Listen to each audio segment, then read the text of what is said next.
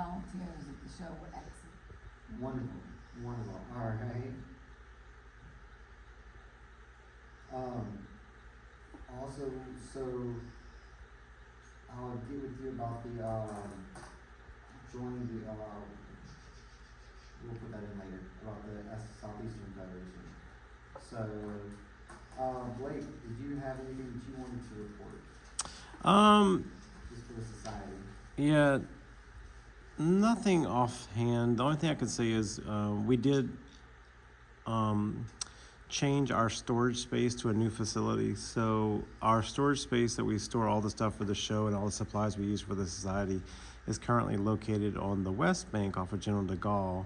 And we went from a 10 by 10 storage space to a 10 by 20 storage space, which is in Harahan, right next to the Huey P. Long Bridge. And we went up like twice in size, and we're going to be saving about $70 a month to do that. So fiscally responsible, yay!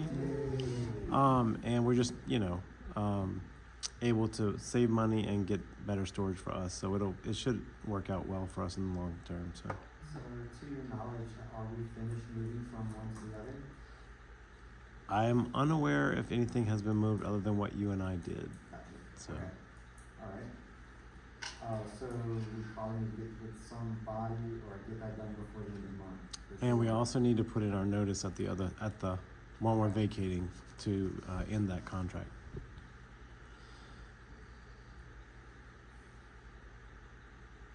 If anybody's free, anytime we go the weekend through the week, let us know. And like to finish up the storage shed from the old place to the new place, we're more than welcome to the volunteers. It would be helpful if you have a very strong back, a strong constitution. All right, dolly in the truck, that'd be good.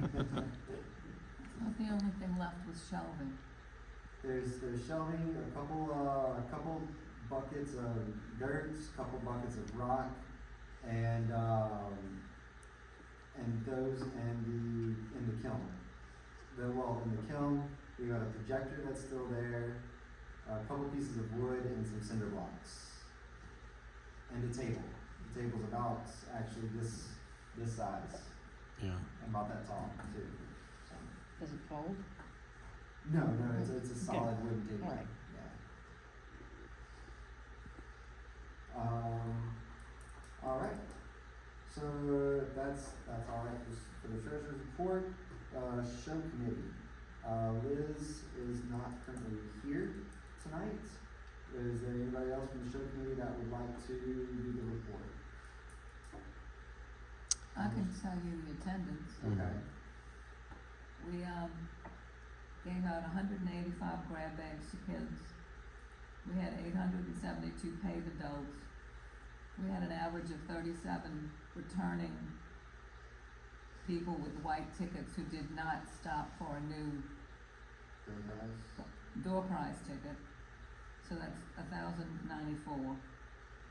So we were over 1,000, and it's about 7.9% better than last year. Awesome. That's great. Yay. Yay. And we went up on the ticket price, so And we did go up on the ticket price. Okay. $5, so that's Hmm. 800 and something. It used to be 5, now it's 7. Seven, yeah, okay, alright. Also, I've got up here, t-shirts available and, little backpacks, swag bags. And some, lapel pins for sale, if anybody would like some.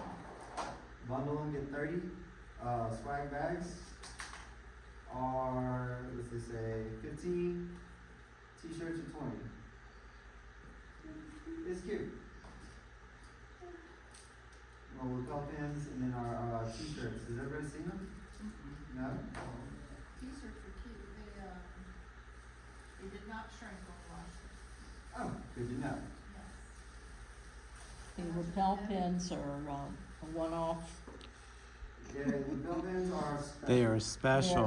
They're special. They are one of a kind. Why?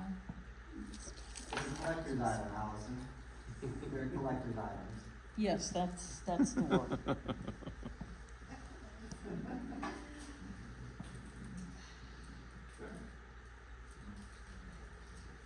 Alright. Blake, if you'd like one, we'll have those available for you. The next committee that's going up is the lapidary classes. I know that we have not had very many throughout this year, but come in February, they'll start back up over at my place in Araby. I've got to set up again. Well, now this will be inside of the shed instead of outside underneath the tent. So I've got a system that's going with AC. If it gets warm or cold, warm or hot, yeah, warm or hot, yeah. Because there's no heater, so it's warm or hot, you gotta cool. Move around a lot. Yeah. But that's what's going on with the lapidary classes. Stay tuned in January. We will get those announcements going back up for our February class and get your cab on. So the next item that we have slated on the list are going to be the special orders for what's going on. We're looking at joining the Southeastern Federation again. It was about 8 to 10 years ago that we were a part of the both federations, which is the South Central Federation, which includes Texas, Louisiana, Arkansas, Alabama, I want to say. I don't think so. No? I think that's part of the Atlanta. Okay, all right. So there's Arklatex is pretty much what it is incorporated. Okay. And then Southeastern Federation incorporates the Alabama, Mississippi, Florida, Georgia, South and North Carolina, I think. The benefits of being part of the Southeast Federation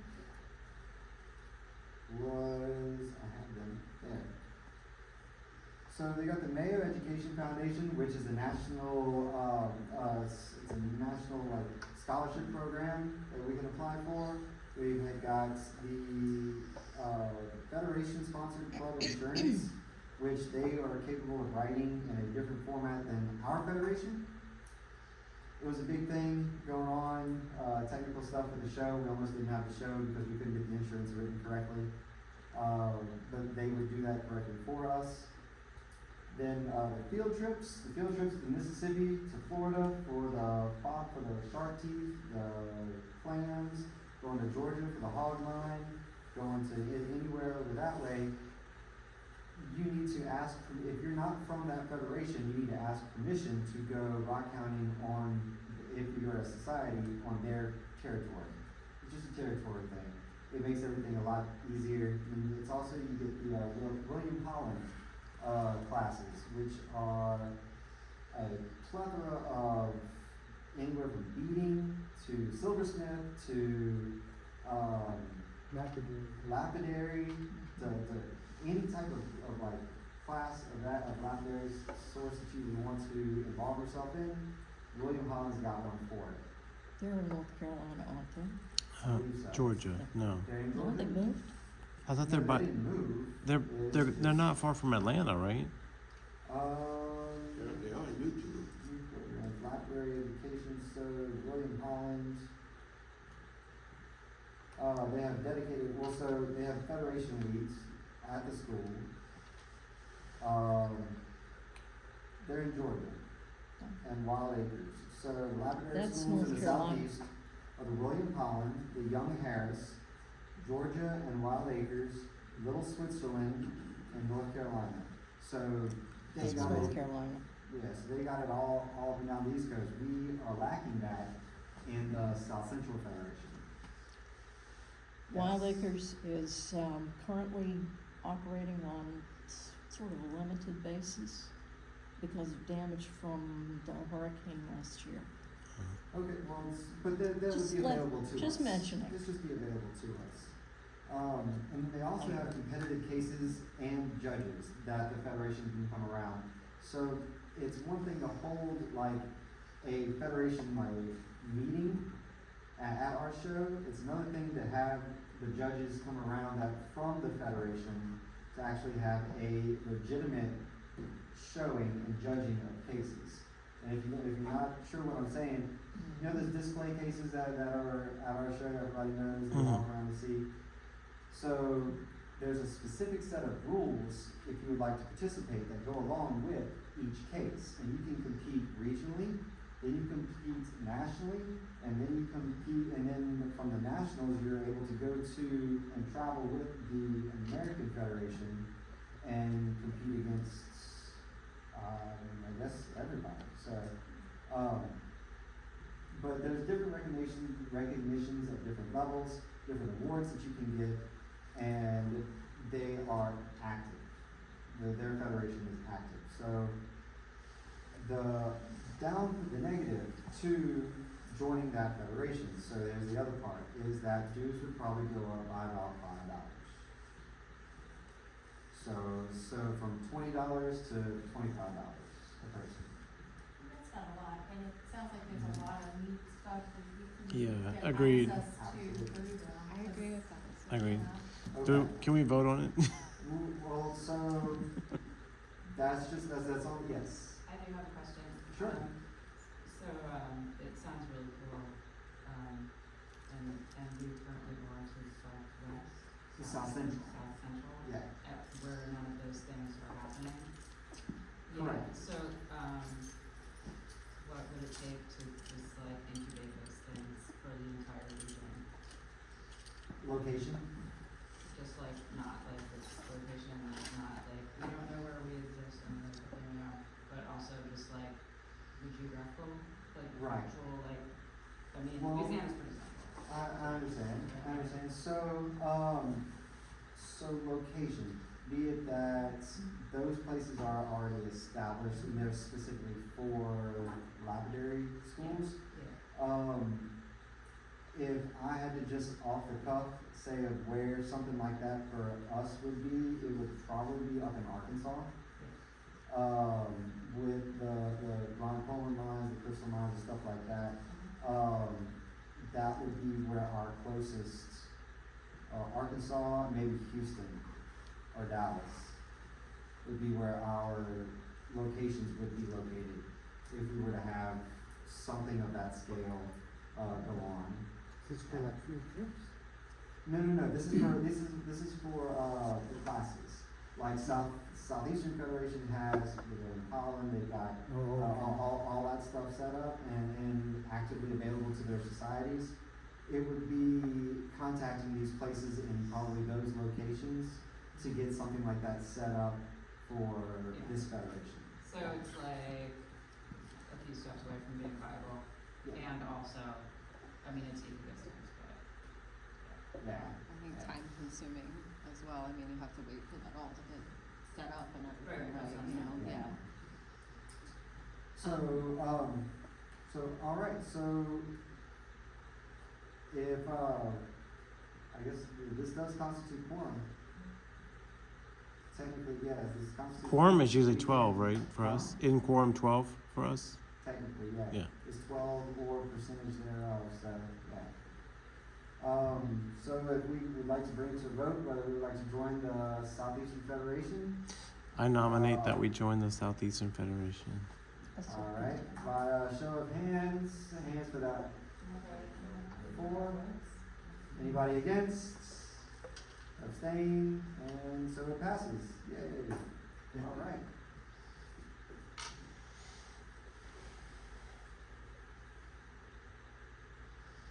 And I will get the necessary paperwork together to apply back to the federation. So we can belong to both.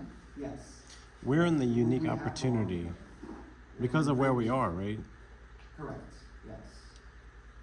So will we be in both federations? Yes. East, Central, and? Yeah, Central and Southeast. Mhm. We actually, way back when, helped found the Southeast Federation, or helped them, establish. Yeah, they always. Well, we also petitioned to leave, so shame on us. Yeah, right. So, when we had something good going on. It was just, at the time, we were down by, membership and we needed the finances to go elsewhere, and then, so that's where we petitioned to leave, and we just kept doing that work. I have pictures of my grandparents at the lot of acres.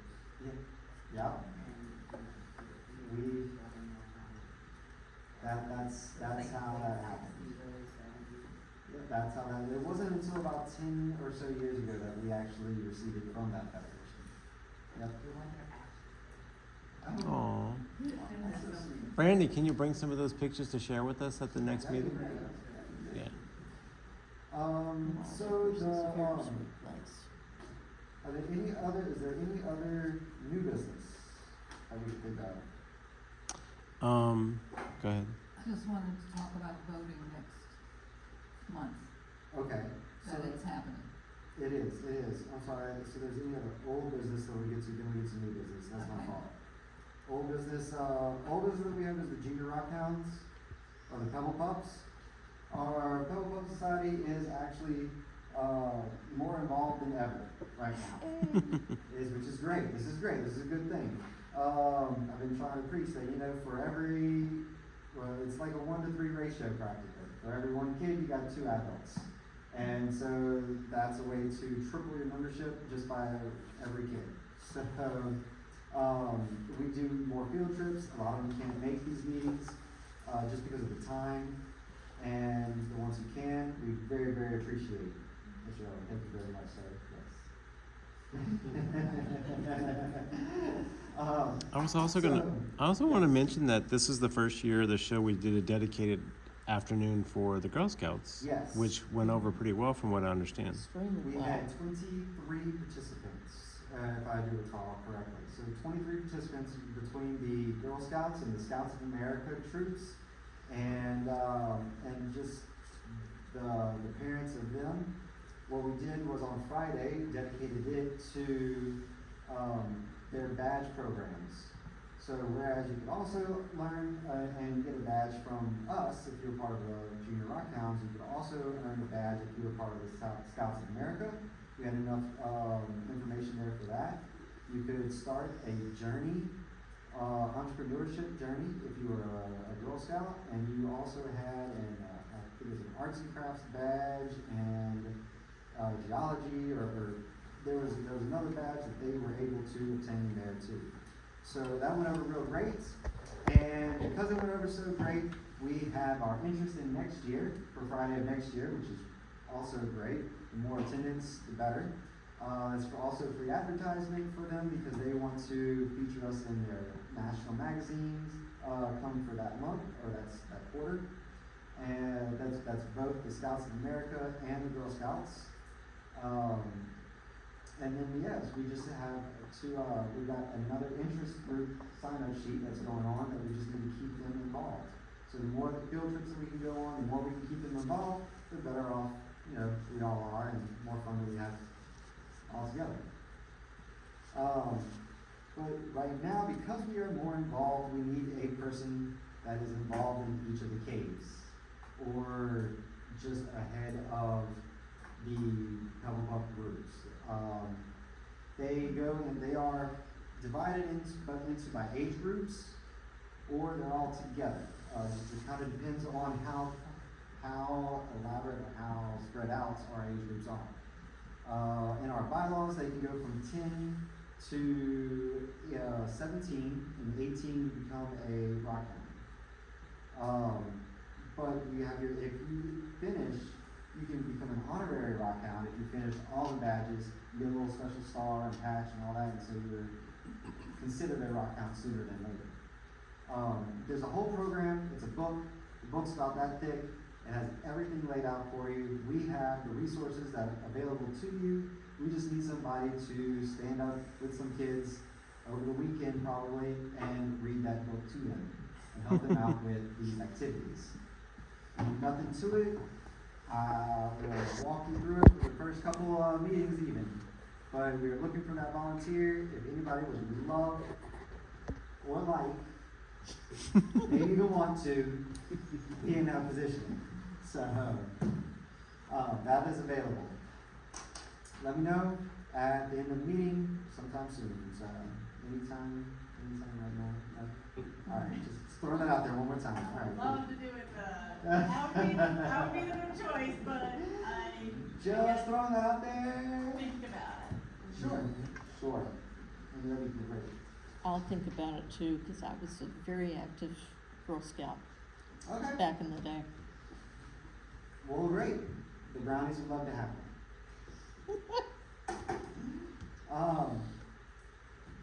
Wonderful, so, then that concludes old business. So we have our volunteers, to think about it, yeah, alright, and then new business. So new business is, we're going to go into, elections next month. The positions that are open are president, vice president, secretary, treasurer, director for 3-year term, and those other two are staying on. I think, Allison, is it your year that you are rotating off? I think I got one more year. Still won't be. You got one more? Yeah. Okay, I then think. it might have been Jabray's year that's rotating off. Yeah. Because currently it's the Mhm. current director 'Cause is this- Jabrea. It's 3 years, right? Yeah, there's a 3-year term. And I think this is her second year, if I remember right. I think so. Okay. We'll have to look at when she was We'll figure elected. it out. Right. Well, there is a position open as a director. It is a 3-year term. The reason for being a 3-year term is because there is so much turnover with a president, vice president, treasurer, and secretary. It kind of gives a constant on the board, if you will. So you've got 2 Continuity. people that would be a constant of what has happened, what hadn't happened, and then just to be there as seniority. I thought it was set up so that people that were in the president, that they would bump down to the directors. Or is that just in my head? If we have somebody else who wants to be president. Correct. Yeah. Correct. Other than that, because if there's nobody that wants to be president, then we still need that rotation going on that director, for that director. So in next month's meeting, we will be So next holding month- So elections. this month's meeting is nominations. So we need a nomination for president. Chris, Yes. Oh, I nominate Chris as well. I nominate I Chris- third that one. That's fine. I can accept, I'll accept the nomination. Is there any other person that would like to run for president? Okay. VP, vice president, we're going to next, vice president, I nominate Linda. Second, anybody else? Does Linda accept the nomination? Well, if no one else will, yeah. Yeah. no one? Okay, alright. Any other nominations for vice president? They do not have to be present to nominate them. So, they do not have to be present, but there is somebody that, we will reach out and contact them if they will accept their nomination or not, so. surprise. Well, it's just nominations, it's not. Alright. So moving on, so nominations for secretary. I nominate Terry. Second. I accept. Are there anybody else that would like to run for secretary? Alright, great. So nominations will, they can still be open. Are we live right now? No, just one, okay.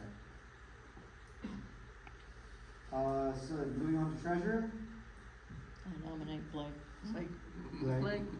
So I've really taken this year to be what I call the treasurer in training, because I've only had training wheels most of this year. I really didn't take over till July because there was a lot of financial issues with our accounts earlier this year that I just didn't feel comfortable until all that was settled. So I'm still learning the ropes, so I'm happy to go for another year, and I think I'll have more control at that point. So Okay, Great. great, great, thank you.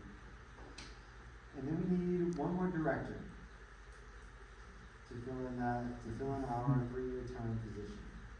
So what does the director do, just It's whatever? continuity throughout the year, like over the course of years, so, that's my understanding, is just that it would be somebody there that has been there for, or going to be there for 3 years. So your first year there, they just, all they do is kind of like attend meetings, have a voice, you'll have a vote, and what, like, the boring other finance type stuff.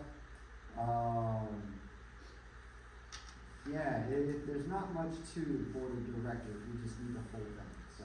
I will volunteer for being that person. Alright. Yay. I second the nomination. I second it too.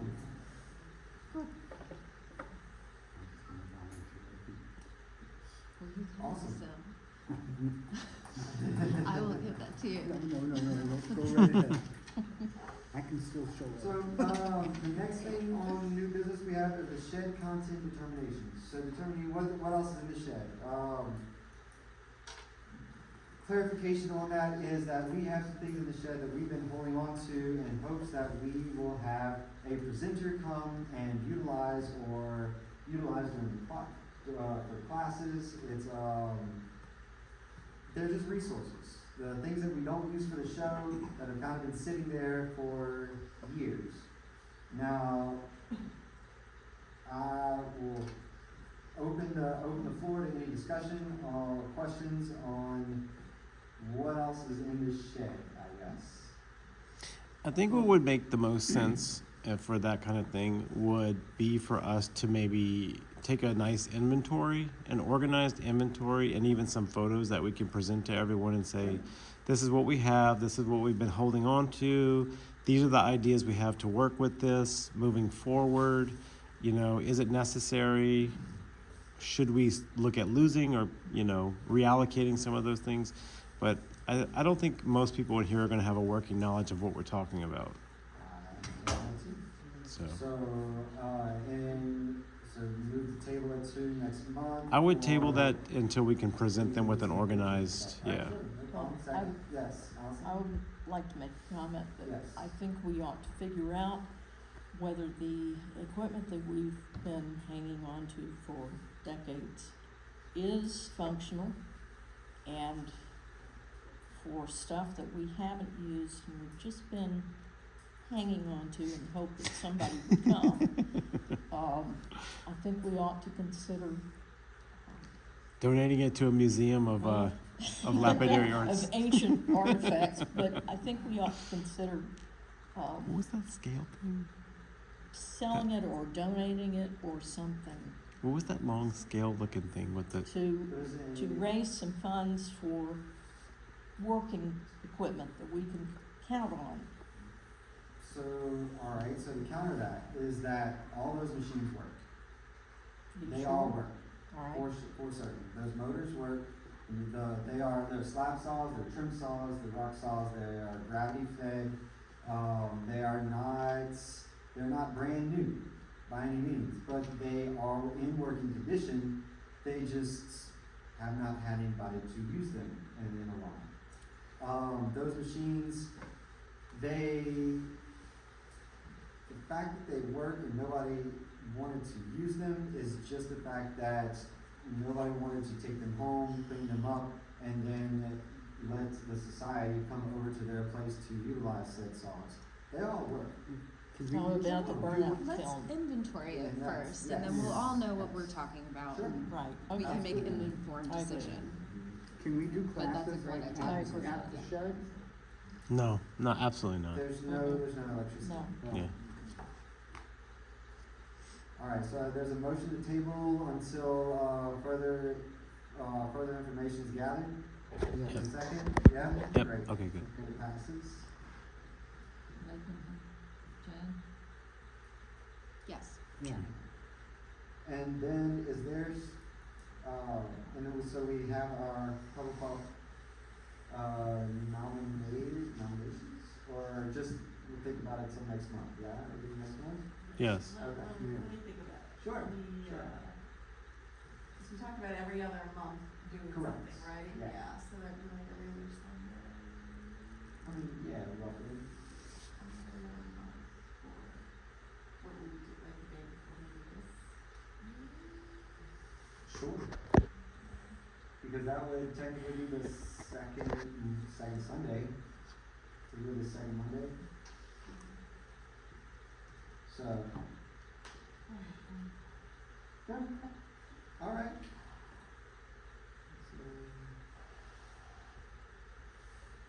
All right.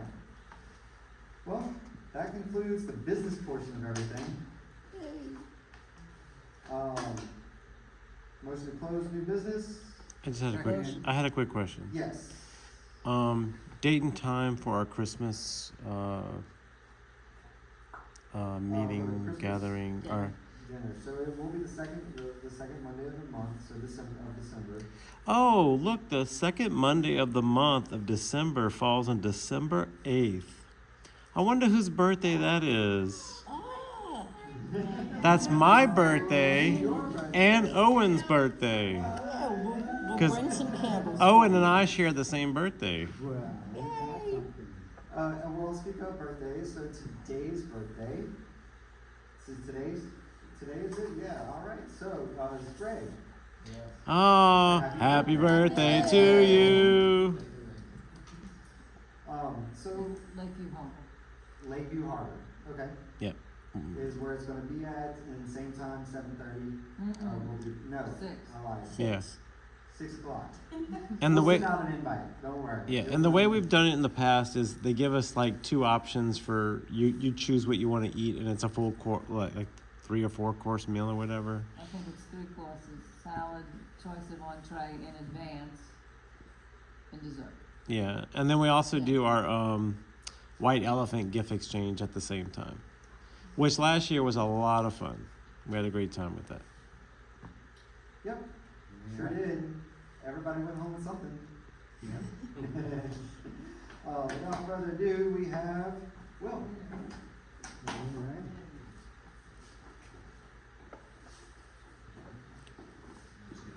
I'm not gonna interrupt you, honey. I do have Before you start. Thank you for Bye, coming. Ella. Thank you. Alright, so my name is Chris Morrison. I'm a new member, known about the society for a long time. I am a geologist, and I did my undergraduate in geology at Tulane. I did my master's degree here, so this news about this department going away is kind of shocking. I just heard a few, like, 2 or 3 weeks ago that their enrollment was actually up, so I'm trying to see if I can talk to Dr. Colbert. But today I want to do just a little brief rock show and tell with a little background, with some figures on the board, about the Ouachita Mountains of Arkansas and Oklahoma, and specifically quartz veins. That area, obviously, Arkansas is known for quartz. So we're going to talk about why they fill these fractures in the rocks, how the fractures got there in the first place. And then I've got some examples of how the quartz crystals recrystallize and change over time as they get pressurized. I didn't bring a computer or anything, but if you want to know where in the world we are, you can either Google the Ouachita Mountains, or specifically where all of these rocks come from, which is the Lake Ouachita, which is a huge man-made lake in the middle of Arkansas. And it's a really good place to go find rocks because most of the Ouachita Mountains are covered in vegetation, but along the shores of this lake, as the water fluctuates and goes up and down, it exposes, washes away all the topsoil and exposes all the rocks. So as far as the presentation is going to go, I'm just going to talk about a little bit of how the mountain was formed, and then show some example rocks. I figured afterwards, then we can just come around and mess around and look at it and just talk about it. None of them are valuable or anything, because these rocks kind of do. Alright, so, where to start? Where can I talk about? So before, yes. What oh, is abyssal plain? I can get to that in a second. That just means the bottom of the ocean. Thank you. The deep ocean. Thank you. Way down. Actually, this shows kind of structure as well. So like out here, very flat, not a lot of features, just mud and weird animals.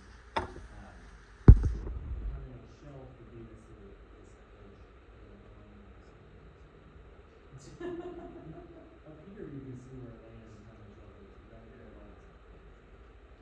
But we're gonna go back in time, before this mountain range existed, about, say about 500 million years ago. The ancestors of the North American continent just had what we call a passive margin. So think about the east coast of the US right now. The continents are pulling apart, they're not smashing together. And so what happens is you get a lot of sedimentation on continental margins, and those become sedimentary rocks. Also, if anyone has a question, it's very informal. So this is like a diagram that you may have seen in physical science classes. Cross section of a continental margin or just a basic shoreline. You've got land over here. You've got the shoreline, which in a lot of cases is beach or delta or estuary. Sometimes it's rock. And then you've got this kind of flat, broad area that we call the continental shelf at a very, very low slope. And then you have something called the shelf slope break, where the slope of the seafloor increases as you go down. That is unsurprisingly called the slope. And then the angle sort of picks up again, and you get something called the continental rise, and then it flattens out at the base of the deep ocean, and that's what we call the abyssal plain. It's a very intense one. So the whole point of showing this is to then talk about, well, where do different sediments end up? What kind of different sedimentary rocks would you get from a continental margin like this? So let's talk about the basic principle of sedimentology, which is the study of how sediment, or little pieces of rock, get moved and get dropped off somewhere. And that basic principle is pretty simple. The larger the piece of rock, the more energy it takes to move it. So it takes, and in this case, we're going to talk about just water moving stuff, so rivers bringing sediment into oceans. The river has to move faster to move a piece of gravel this big than it does to move a piece of silt that is almost microscopic. And so when rivers carry all that sediment into the ocean, they pretty much stop.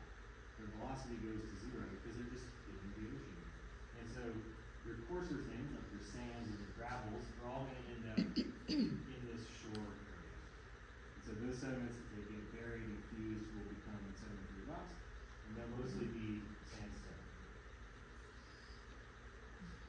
Now the smaller particles, like fine silt and clay, which are actually suspended in the water, they can travel great distances. If you've ever been to like southwest Louisiana, the water's muddy because the Mississippi River carrying that sediment, or the Gulf currents are carrying that sediment from the Mississippi River waters all the way to Galveston these days.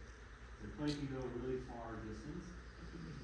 So once you get out here to the slope and the rise, that's usually where the clay is going to bypass a lot of this, and you're going to get mostly shales out here.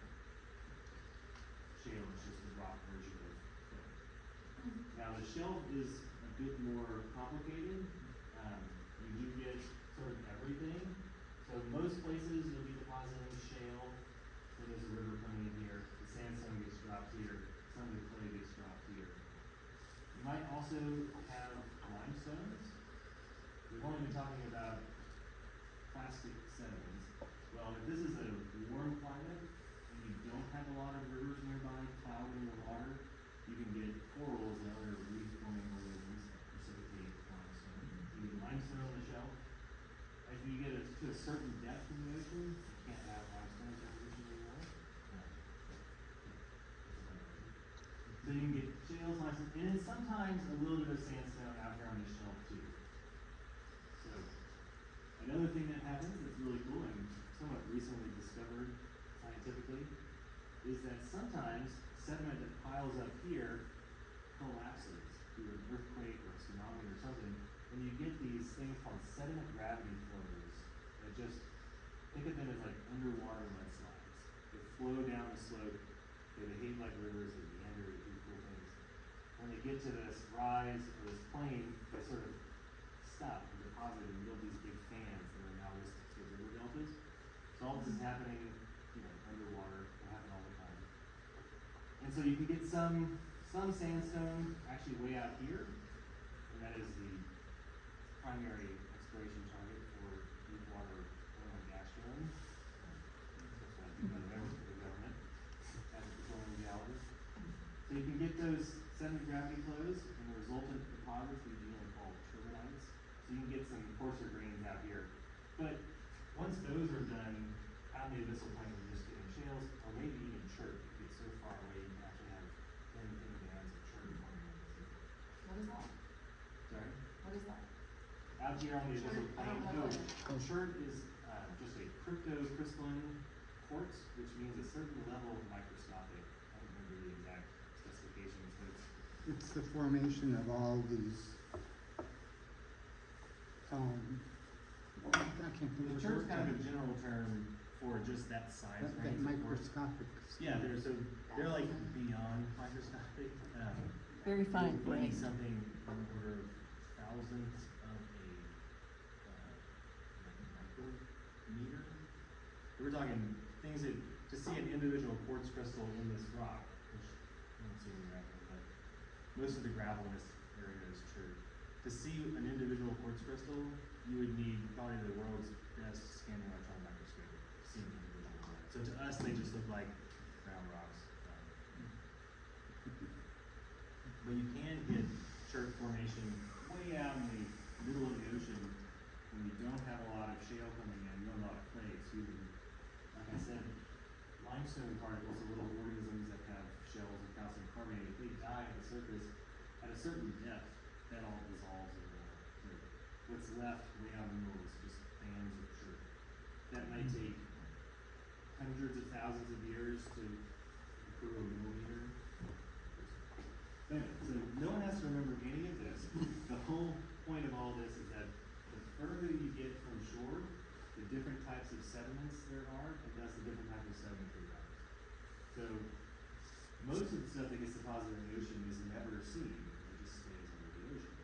But what happens when you have plate tectonics and things crashing together, and you lift rocks up and you can see them. So our next thing that happens, so imagine that all this is happening on the edge of the continent, which the Gulf of Mexico wouldn't exist if there wasn't another ocean before that, with a shoreline somewhere in modern day Arkansas, or maybe a little bit further north than that. The continent is just much smaller. So you get all these different types of sedimentary rocks being deposited across this huge area. Well, then what happens about 350 million years ago, North America and South America slam into one another to form everyone's favorite supercontinent, Pangaea. So you've got these continental margins, they're coming together, they squish and make these mountain ranges.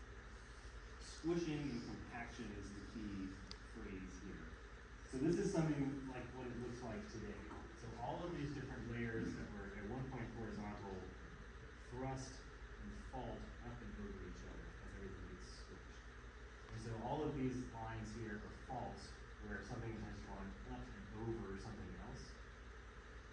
And these are, their end result are these ridges that you see as if you look at the Watchtower on the map, which is a bunch of east-west trending ridges. Each one of those is associated with two faults. Yeah, like where the Rocky Mountains came from? Similar process, but the Rocky Mountains weren't two huge continental plates coming together. It was like our continental plate and then smaller little island arcs and little bits of continent just sort of accreting. That's why if you look at the mountain ranges of the West Coast, they stretch for thousands of miles east to west. Whereas the Appalachians are a little bit narrower. But this mountain building event is the same as the Appalachian Mountains. These mountains used to connect to the Appalachians and all formed at the same time as Pangaea coming together. And they have an opposite on the other side of the ocean too. The opposite of the Appalachians are the mountains of Norway and Scotland and Ireland, Morocco, Western Sahara. Anyway, so the moral of this is that it's doing two things for our, I'm sorry, your question? No. Okay. This is doing two things that's relevant to our talk today. One, it's smushing what could be, this could be 300 miles or so. It's squishing all of that into about 50 miles. So you can drive from like the Buffalo River area of Arkansas down to Hot Springs in one day and you can stop and see all these different types of sedimentary rocks, which would normally be under the ocean and very far apart. They get squished into one little area. And they also, in this process of squishing them, they get really deformed and broken and cracked.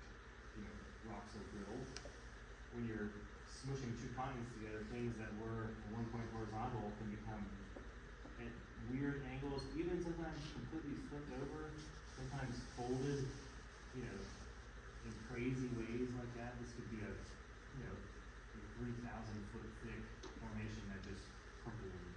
And so you can imagine that this is gonna lead to an incalculable number of fractures in the rocks. And fractures are just a fancy term for crack.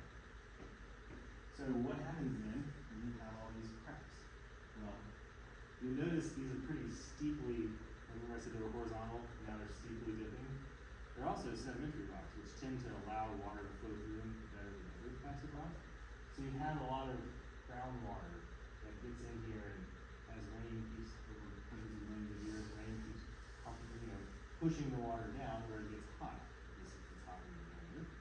Well, as the water comes down through all these cracks and through the rocks themselves, they heat up, and then they eventually get to somewhere where they go back up and they cool off. This is why Hot Springs, Arkansas has hot springs. Rainwater has gone down, heated up, started to move back up. Now, the cool thing that water does for us is it actually dissolves minerals and then can undissolve them, precipitate crystals. You have crystal growth from water. Now we know that water can dissolve things easily like salt, sugar, or 2 meetings ago we were talking about this evaporite mineral. But someone suggested keep it in the least humid environment you can, don't get it wet, so it can dissolve. Well, believe it or not, quartz can do that too. Quartz is the most stable mineral at Earth's surface pressures, but over really, really long periods of time, like hundreds of millions of years, if given enough hot water, this will dissolve. And so as water's getting down and it's heating up, let's draw, let's pretend that this is one of our, these are rock layers. Let's just say this is all sandstone. And it has a crack in it that is spread open because as there is compression locally, some of the rocks are going to pull apart as they pull apart at the top. So anyway, this is an open crack that has water that is flowed down and then flowing back up it. Well, as the water comes up and starts to cool a little bit, it's dissolved all this quartz from way down in the ground. And it's going to start to precipitate and grow crystals on the side of the fracture. And so when this is just an open, area of water, there's nothing to really stop the crystal growth, so we'll get things that look more like we think of a quartz crystal, just kind of, I don't remember the name for it, but it's almost like a really weird asymmetrical pyramid or a modern skyscraper or something. Definitely don't take those these. This is when the crystal is just free to grow. Water is pumping through, it's laying down atoms in a pattern of lava shape. And you get these crystals in the appropriate thing. And they'll start to grow from both sides. And they'll be free and they'll show this crystal shape until they start to bunch up against one another. So I have an example of that. So this would be the very earliest stages because the crystals have their normal shape and everything. The next stage is they start to fill in sort of sideways. So this one here is a piece of sandstone. You can see small quartz veins here. But this face is 1/2 of one of these. So there would be another piece just like this, flipped over to the other side with a vein in the center. And on this one you can see the tops of the crystals, you can see their crystal faces and everything. And you see they're all bunched together. But because this is broken off, there's no other piece, they weren't like fused together. They were just growing from both sides, growing out from that way, growing out from that way, and they haven't really contacted each other yet. So is that where that Wooden Cave down in Mexico? With all the huge crystals? Mm-hmm. That's a little bit different in that there isn't like a mountain building event. You have a bunch of, like, we talk about water dissolving things, especially limestone. It can dissolve huge caves, fill them with water, and the water circulates through. Mexico has a lot of different mineralogy, so you get basically flowing through evaporites, it's dissolving stuff, getting to these caves. When it dissolves something else, it's dropping off one mineral, taking another. So those are especially big. Alright, so the next stage is that we're growing crystals, and then at some point, they start to just like interlock and grow into one another. So this whole thing becomes just crystals, and you really run out of space for the water anymore. It kind of fills itself in and it seals itself off. Got some examples of those. So here's one. While that was the sedimentary rock with half of the quartz vein, this is just the quartz vein with no sedimentary rock. So imagine a rock here and a rock there, but because quartz is much more resistant to erosion, the sedimentary rock's left, just leaving behind the vein itself. And on this one, if you kind of look at it, you'll see that you can see the big crystals. They're easy to make out. There's a few weird blocky ones where it's kind of filled in, but this is sort of sealed off, grown together stage. Here's a smaller example of that, where this is the vein, and my hands would have been the sandstone or the shale. Alright, so then what happens? You filled in your fracture, excuse me, I'm using the term. Well, this whole mountain building process took about 120 million years. So places where at some point you're having an expansion and the fracture opens, once it fills in, just as like more than likely you're going to get it squished and compressed again even more as you're going through this process of destroying the Earth's crust and opening it up. So an interesting thing happens over time once this gets a lot of intense pressure put on it, either this way or this way. The crystals actually change shape, and they go from being these sort of prisms, not really prisms, but you know, these kind of crystal structures here that are crystalline and blocky, to these long sort of tubes and then spindle shapes where actually just looks like fiberglass. And that's the result of the pressure changing the actual atomic structure of the crystal. So this right here is an example similar to this, where while that's the vein, this would be the vein with sedimentary rocks on this side and that side. And if you notice the difference here, this one has a lot more lines running this way, whereas this is blocky crystals. And you're starting to see those crystals get kind of drawn out and thinned out. And then here's another example, it's a little bit further along in the process. This is a piece of sandstone where you can see the original layers of sedimentary bedding. And then this, of course, is the quartz vein. And with this one, you really don't see any more quartz crystals like this. It's all just these spindles. You can even see the line in the middle where the original crystals had met and filled in the fracture. So that's a little bit further along in the process. This one's kind of actually somewhere in the middle, where you're starting to go down. And then eventually, you get to something like this, where these two things are the quartz veins. And you kind of look at this, it almost looks like fiberglass. You can't see individual crystals, it's just almost like hair. Also, this one is much more dense than the other ones. But this one is almost metamorphosed. So this must have come from really far down here.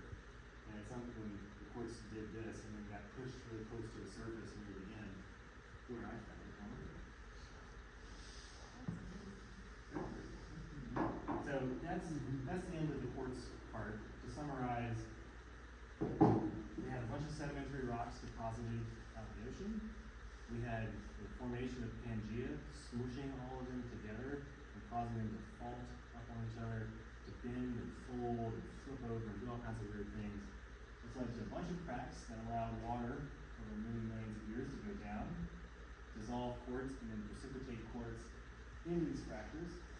At first, they're the normal sort of quartz crystal that we think of shape-wise, and as they get pushed and compressed even more, they get drawn out into these long spindles. And I actually don't know the chemical reason behind that. So the drawn out ones are going to be maybe like pancakes? It would be like, think of fiber optic cable, like Oh. two of those. Sure. Just reading, about how,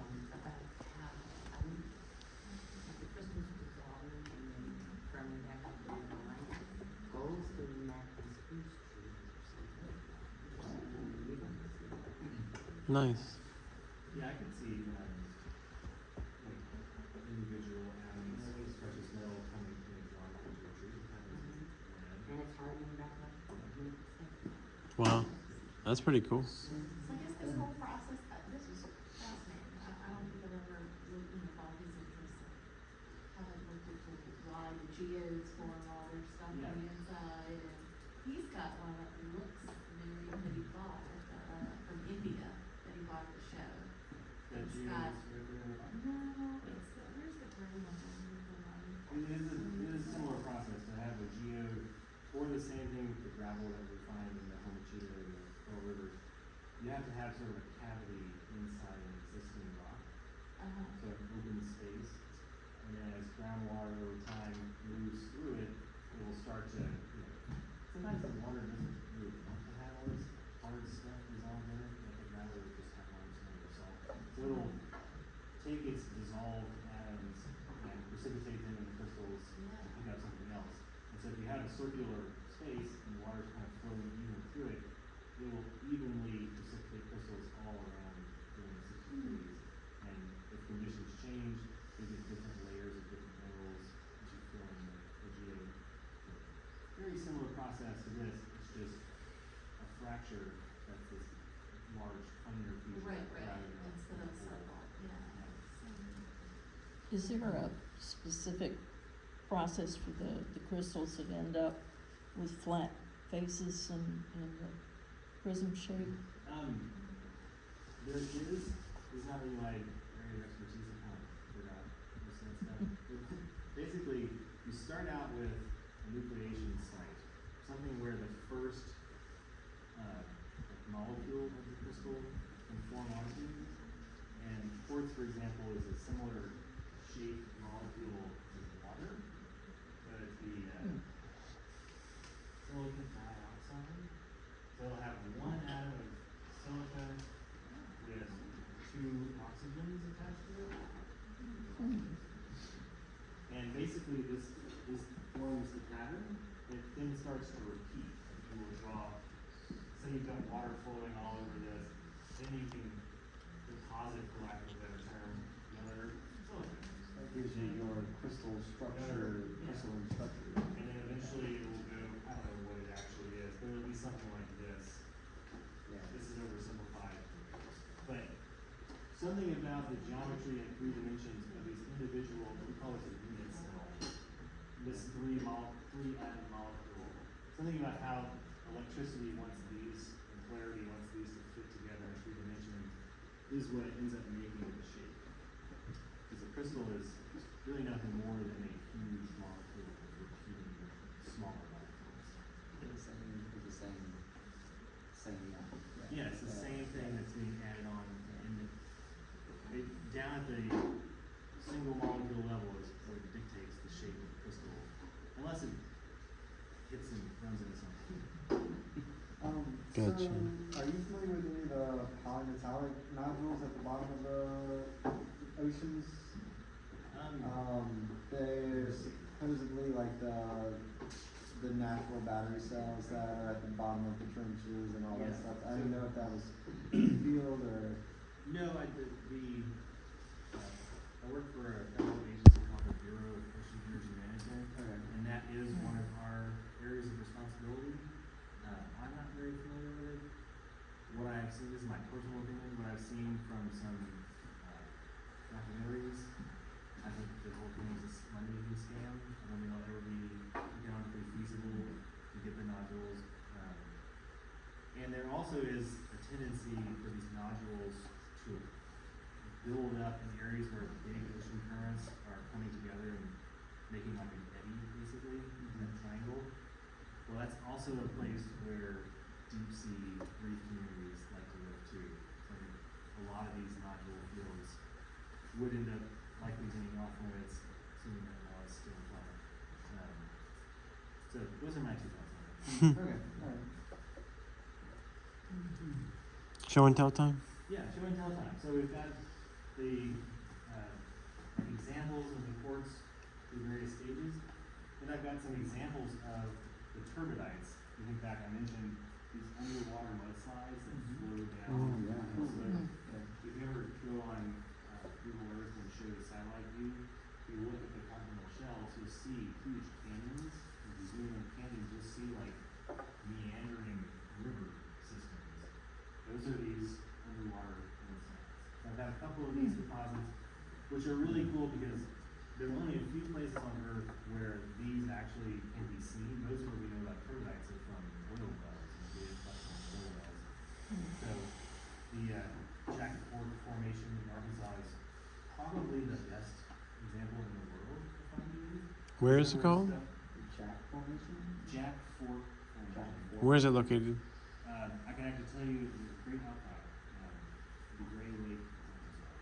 There's a spillway there. You can see like thousands of feet of rock. Oh, okay. What is, again, cool about the Ouachita Mountains is that these rocks have formed really deep in the earth, deep in the ocean, maybe 8 to 10,000 feet down, get transported, 3,000 feet above sea level, where we can see them. So I've got some of these turbidites here. I've got some fossils from all the shale. These are from the Ordovician period. And I've got these kind of mystery rocks that I don't really know what's going on, but if anyone's interested, I can tell you my process. Yeah, y'all want to come up? Thank you. Thank you. so much. Yeah,